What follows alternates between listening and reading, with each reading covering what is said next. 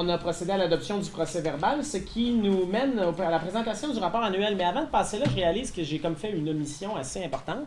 J'ai oublié de nous présenter à titre de secrétaire et président d'Assemblée, mais aussi de personne qui va nous présenter, parce que là, on va passer la parole à Julie Mollard. Mais la secrétaire d'Assemblée, en fait, c'est Anne ici qui est devant et qui agit comme, j'entendais tantôt le titre exact, là, je me souviens jamais. Adjointe administrative et aux communications. Donc, pour l'Association forestière. Moi, Simon Thibault, je suis président du conseil d'administration. Et le meilleur moment, je vais passer la parole à Julie, qui est la directrice générale de l'association, pour la portion rapport financier et rapport d'activité. Ça, j'ai pu regarder ceci. Ce qui nous amène au rapport d'activité. Et ça commence avec moi, semble-t-il, pour ce qui est du rapport d'activité. Parce qu'en fait, dans la portion rapport d'activité, il y a différentes choses dont on veut vous entretenir. La première chose, c'est de vous parler de la planification stratégique qui a déjà débuté il y a quelques années et qui poursuit son cours. Donc ça, je vais en traiter rapidement en entrée de jeu. Ensuite de ça, on va y aller avec le volet éducation, où on a deux personnes qui vont venir présenter. Le volet mise en valeur et conservation, où on a une autre personne qui va venir présenter. Et le volet verdissement, où on a une troisième, quatrième personne qui va venir présenter. Donc, pour la planification stratégique, en fait, essentiellement, dans le rapport d'activité, vous avez, si je ne me trompe pas, un tableau synthèse qui vous fait en page 4 du rapport d'activité.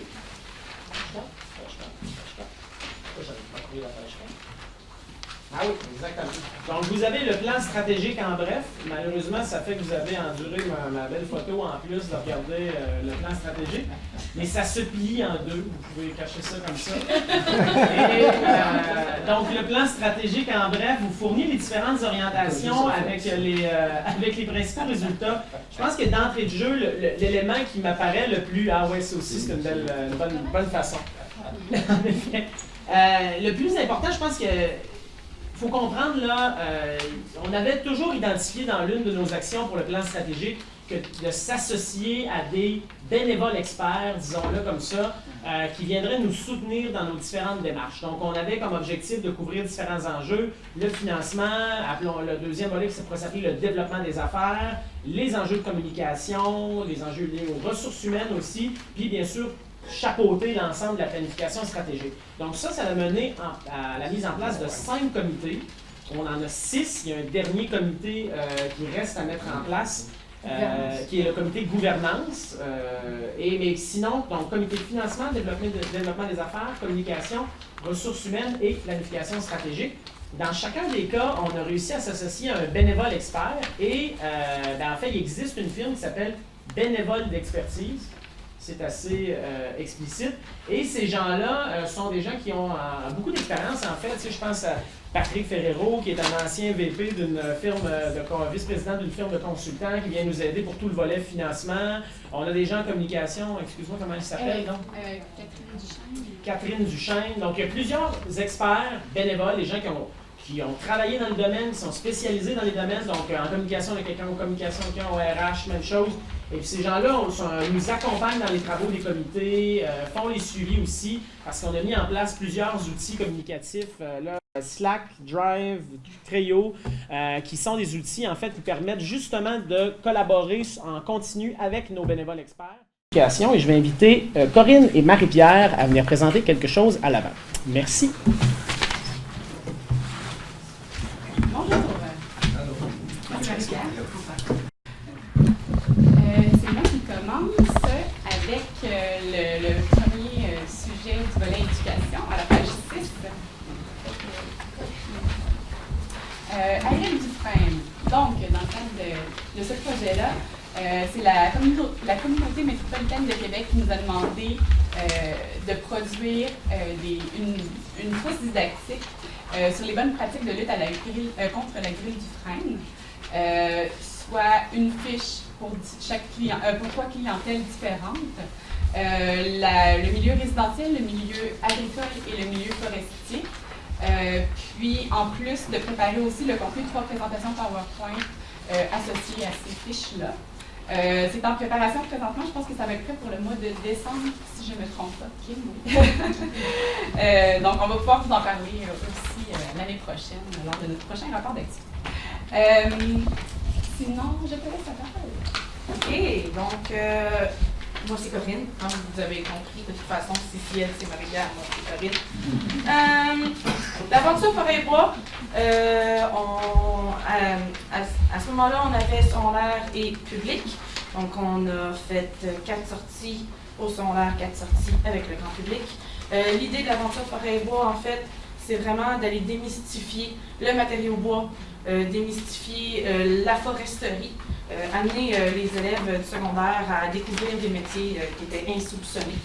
Donc, avec le grand public, évidemment, ça ne peut pas nécessairement ça l'idée. On veut les amener, les faire découvrir de nouvelles choses. Sinon, les thématiques qui sont abordées, ça va être la transformation du bois, l'aménagement forestier, l'utilisation du bois dans les bâtiments et évidemment toute la recherche portant sur le matériau de bois. Je pense que ça résume bien. Cahier spécial, c'était la 12e édition de notre publication cette année. À chaque année, si vous êtes membre de l'association, vous le recevez par la poste. Sinon, si vous êtes abonné au Soleil, vous le recevez aussi. Un cahier d'information qui traite de la forêt. Cette année, le thème était une forêt à découvrir. À découvrir, oui. C'est moi qui le produis. Donc, un cahier de 16 pages avec des articles qui traitaient des différentes facettes du milieu forestier. Et aussi, on a eu un article historique sur, c'était dans le cadre de notre 60e anniversaire, donc sur nos 60 ans d'histoire. Si vous n'avez pas eu le cahier, on en a quelques copies à l'arrière. On continue avec le Camp Forêt des profs. Donc, Camp Forêt des profs, c'est pas nouveau, c'est quoi qu'on renouvelle à chaque année. On a fait le 13, 14, 15 août, donc 3 jours où on amène à peu près une trentaine d'intervenants en milieu scolaire, donc primaire, secondaire, voire même collégial, cégep. On les immerse dans l'univers forestier, donc on va avoir des ateliers avec différents intervenants, on va les amener voir de l'aménagement forestier, on va les amener voir également de la transformation du bois, vraiment pour aller les éduquer, pour qu'eux-mêmes soient capables d'aller ensuite éduquer leurs propres élèves. Hein. Donc, en fait, qui de mieux d'aller sensibiliser que les gens qui sensibilisent eux-mêmes les jeunes qui sont sur les bancs de classe. Donc, j'oublie rien. C'est ce que j'avais à dire. C'est encore à moi. Je pense que ça va arriver à chaque fois. OK, bon, je suis correcte, c'est bon. J'ai réussi à dire tout ce que je voulais dire. Ensuite, l'événement jeunesse du Carrefour Forêt 2019. Donc, le 2 avril 2019, évidemment, on a eu un événement jeunesse qui avait été organisé par Marie-Ève Marin, qui est malheureusement avec nous ce soir. C'est un événement où on a amené des élèves du secondaire au Centre des congrès de Québec. L'idée, c'était d'aller leur faire présenter une pièce de théâtre de Boréal Mix. Et ensuite, on les faisait visiter en rafale des exposants qui étaient là dans le cadre de Carrefour Forêt. L'idée principale était vraiment d'aller piquer la curiosité des jeunes.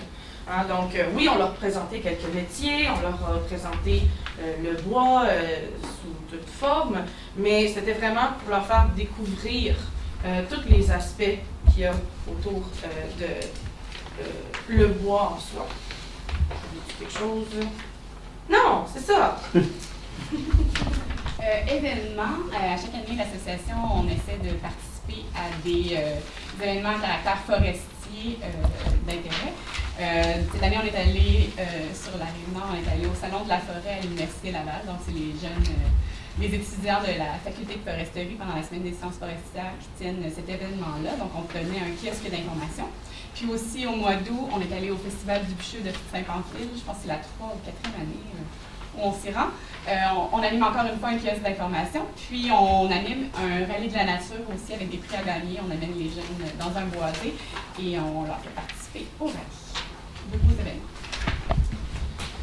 Les informations et transfert de connaissances, donc c'est les outils numériques notamment que je mets à jour. Vous les connaissez, bon, il y a l'infolette, le Pays Express, une publication mensuelle.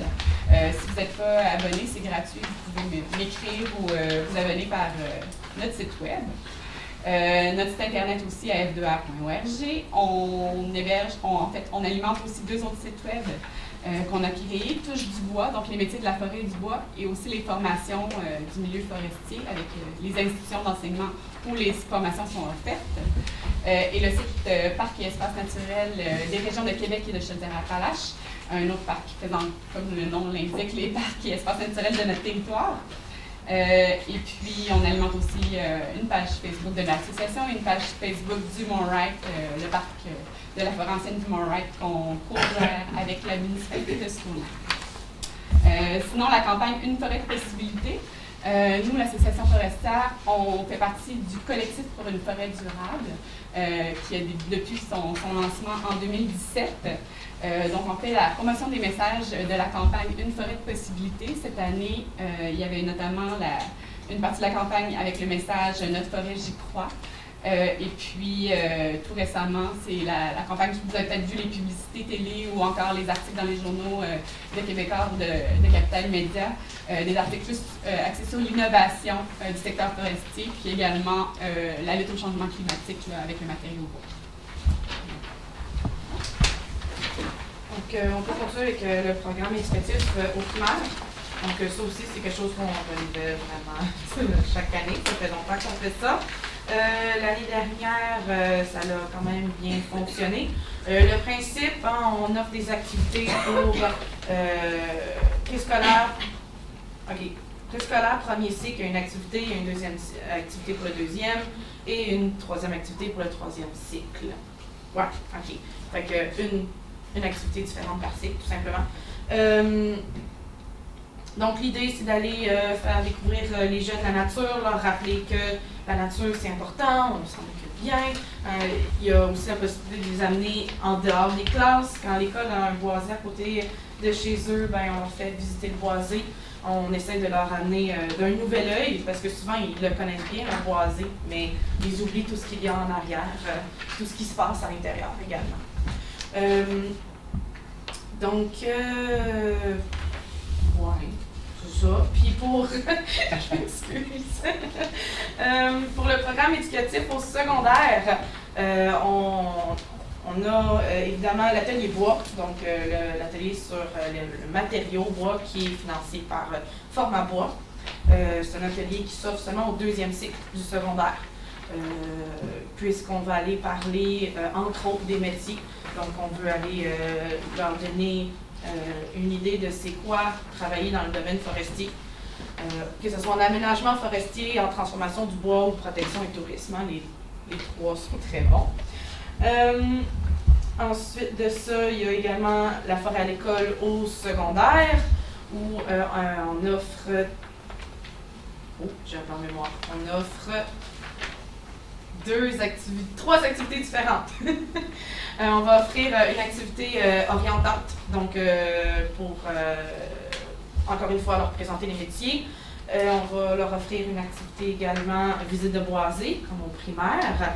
Et finalement, on utilise une activité qui s'appelle jeu de rôle sur la gestion des forêts, où on fait une simulation de concertation. Donc ça, on apporte toute la partie aménagement forestier dans le cours de géographie. J'en ai beaucoup trop parlé.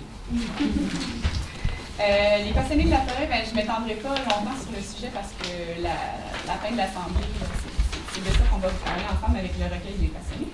Je peux quand même vous dire que c'était dans le cadre de notre 60e anniversaire, bien sûr. On avait publié des portraits de 60 passionnés de la forêt. Donc, des professionnels, des gens qui ont gravité autour de l'association pendant les 60 dernières années, qui ont accepté de nous faire un petit témoignage. On les a publiés sur notre page Facebook sur un an, là, à peu près un par semaine. Ça fut très apprécié. Il y a eu des bonnes retombées aussi côté visibilité. Puis c'est pour ça qu'on est allé un petit peu plus loin avec les archives de tout ça, si on peut, par exemple, y aller, mais on n'y a pas été, oui, on peut retrouver facilement. À la fin de l'Assemblée, ce soir, on présente un recueil qui contient les 60 portraits. Donc, okay, c'est pour ça qu'on avait tellement un beau matériel entre les mains, on ne pouvait pas seulement les publier sur Facebook. Donc, je vais continuer avec Bien vivre la forêt, qui a eu lieu le 10 octobre 2018.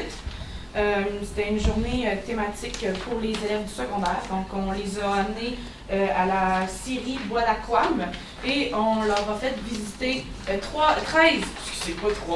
ateliers différents sur l'aménagement forestier et la transformation du bois. Donc, c'était des passionnés de la forêt qui présentaient leur métier. Il y avait également la possibilité de faire une visite de l'usine, ce qui était très intéressant pour les élèves. À part le fait qu'on avait les pieds dans la boue parce qu'on a eu les bonnes températures de notre côté, ça s'est très bien déroulé. Merci beaucoup. Pour le volet mise en valeur et conservation. Bonjour à tous, vous allez voir, mon volet est beaucoup plus court. Donc d'abord, en 2015-2018, on a fait notre première activité de conservation volontaire à l'île d'Orléans. Cette année, donc, on faisait le suivi d'une partie de ces ententes-là qui ont été signées. Donc, on a rencontré 11 des propriétaires qui avaient déjà signé avec nous pour voir s'ils ont suivi leurs recommandations. Et comme tous l'avaient fait, on leur a refait signer une nouvelle entente de conservation. Donc, ce qui nous donne encore 70 hectares de milieux naturels protégés à l'île d'Orléans. On a fait une phase 2 aussi de ce projet-là, c'est-à-dire qu'on va rencontrer des nouveaux propriétaires, on va faire des nouvelles ententes avec ça. Un projet qui dure sur 3 ans. Cette première année, on a rencontré 5 propriétaires et une petite erreur sur le fichier, mais 7 sont contre les conjoints.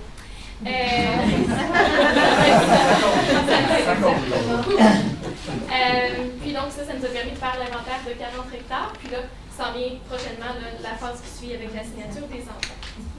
On a fait aussi le suivi des ententes de conservation volontaire qui ont été signées à l'île d'Orléans en 2015. Donc là, encore une fois, on a rencontré 14 propriétaires qui avaient suivi leurs recommandations. Donc, 14 ententes signées pour 121 hectares, surtout de milieux humides protégés. Pour ce qui est de nos 60 ans, on avait fait la célébration donc sur Facebook en mettant en lumière 60 parcs et espaces naturels. Et les gens qui commentaient et partageaient les publications avaient la chance de gagner un des 60 prix qui était offert par des gestionnaires de parcs et des commanditaires. Forêt boisée, c'est la section où on reçoit des demandes, soit d'appui, de conseils ou d'accompagnement. Cette année, on en a reçu 7 et traité 7. On a notamment donné notre appui à Conservation de la Nature Canada pour un projet d'élaboration de plans de conservation pour le centre du Québec et aussi au Centre régional de l'environnement de la capitale nationale pour un projet de lutte aux espèces exotiques en centre sur le coteau Sainte-Geneviève ici à Québec et pour la mise sur pied d'un organisme de conservation qui s'appellera Capitale Nature.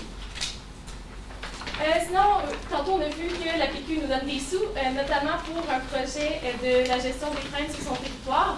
L'année passée, on leur avait rédigé un plan de gestion des espèces exotiques envahissantes. Et puis là, pour faire la suite, on est allé faire l'inventaire des frênes pour leur dire combien de frênes ils devaient couper, où ils sont situés, tout ça.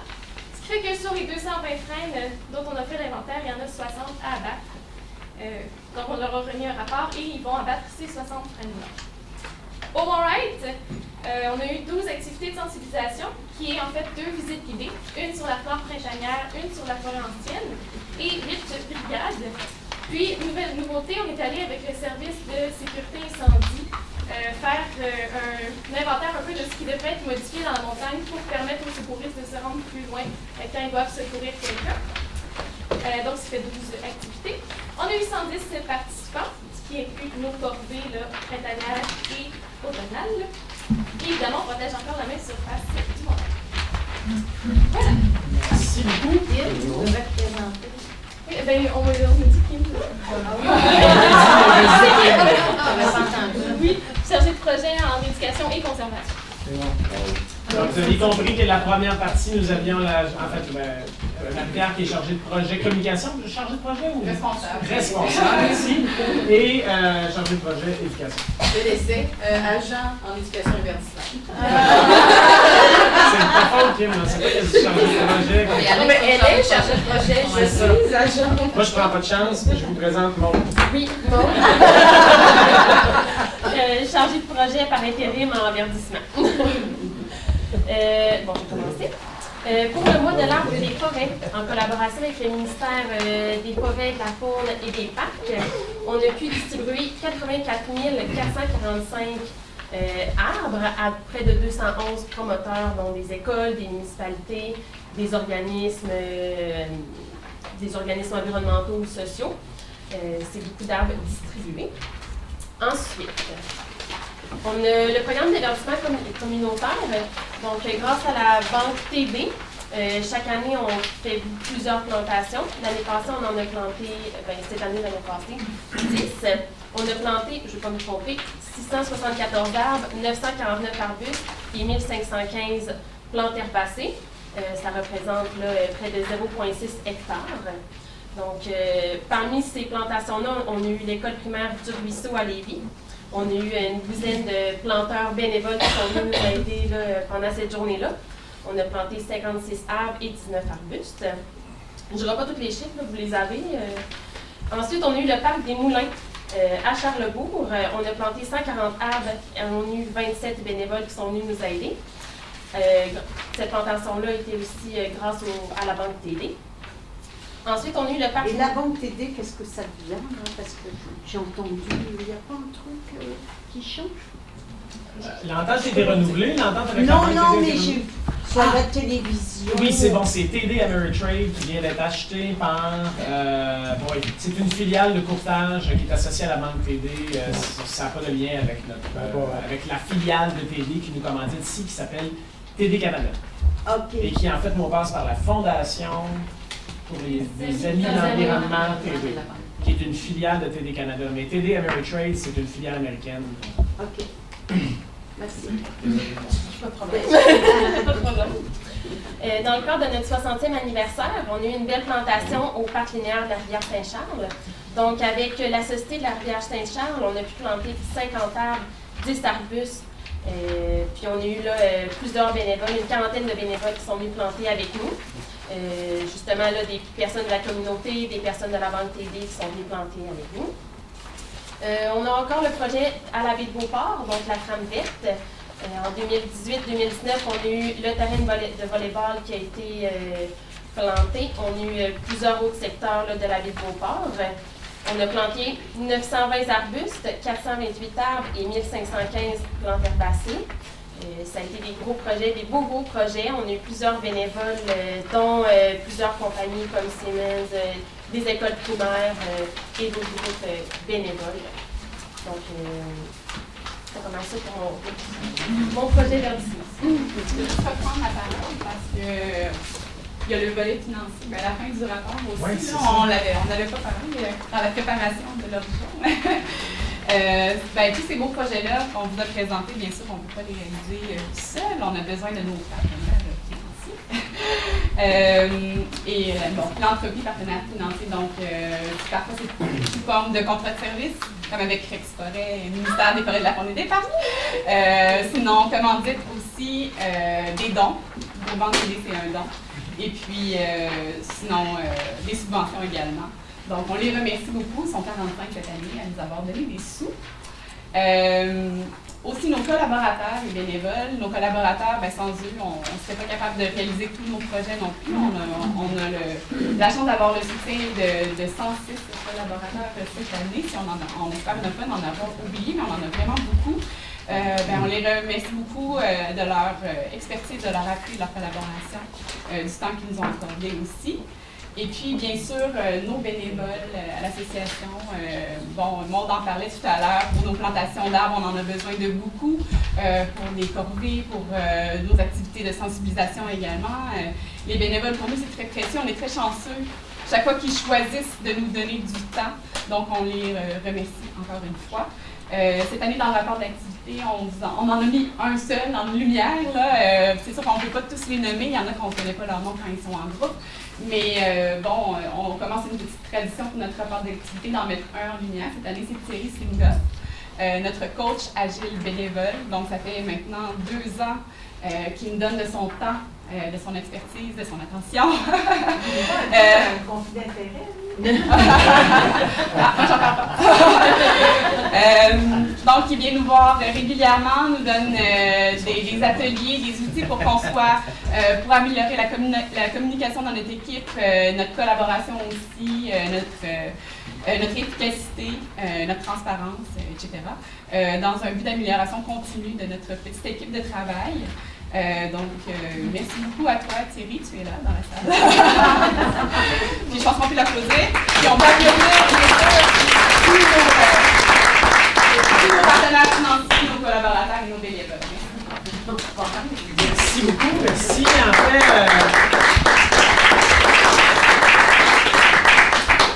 merci pour ces présentations. Je ne sais pas si avant que je vienne avec un petit mot de conclusion sur cette portion-là, est-ce qu'il y avait des questions sur certaines des activités qui vous ont été présentées? Ça a été posé un peu en cours de route, mais est-ce qu'il y avait d'autres questions? Juste question de curiosité. Pour les visites forestières, les 4 visites, oui, vous ne mentionnez pas où vous êtes allé. Est-ce que de mémoire... De mémoire, je peux te le dire. C'est intéressant. Les visites forestières qu'on avait faites, parce que là, il ne faut pas que je me mêle avec cette année, parce qu'on le renouvelle évidemment avec le secondaire. On est allé voir l'aménagement forestier au massif de Charlevoix. On est allé voir également la transformation du bois à l'usine Préverco. On est également allé voir la recherche en foresterie à l'Université Laval, Pavillon Kruger et Abitibi-Trice. Et le dernier, avec les élèves. C'est pas mal ça. Ouais, on est allé voir le parc des Appalaches avec le grand public. C'est quoi le quatrième avec les élèves? Je l'ai oublié. Justement, à propos des... J'ai un blanc, Isabelle, si tu veux, je te reviendrai. Non, c'est par l'intérêt. Je trouve ça intéressant. Non, il va cette année. Ouais, ça, il faut faire attention. L'année pour laquelle on se rapporte se terminait à la fin du mois de juillet. Vous aviez une question, madame? Oui, des visites guidées avec les jonges, elles sont où? Les visites qu'on fait avec En fait, l'aventure, c'est aussi dans l'aventure pour un boîte. Ça, c'est quand je parlais de secondaire et grand public, comme quoi on avait fait 4 au secondaire, 4 au grand public. Deux dans Capitale-Nationale, 2 dans Chaudière-Appalaches. C'est vrai, je ne vais pas mentionner que c'est séparé selon la donc, Véronique Gravel, Marie-Édith Turcotte-Maltais, Antoine Maranda, Marie-Ève Marin, Charles-David Carrier, qui ne sont pas présentes aujourd'hui, je tiens quand même à souligner, parce que vous le voyez, la taille de l'équipe, et puis il y a des gens là-dedans qui sont venus faire quelques mois dans des stages, des contributions. La taille de l'équipe est très limitée, mais malgré tout, à chaque année, c'est incroyable la quantité d'activités. Et je pense que vraiment, ça, il faut le souligner, le travail de Julie, le travail de toute l'équipe, c'est assez exceptionnel avec les budgets disponibles, avec les ressources financières humaines disponibles d'accomplir autant que ça. Je pense que ça vaut vraiment une très, très forte main d'applaudissement.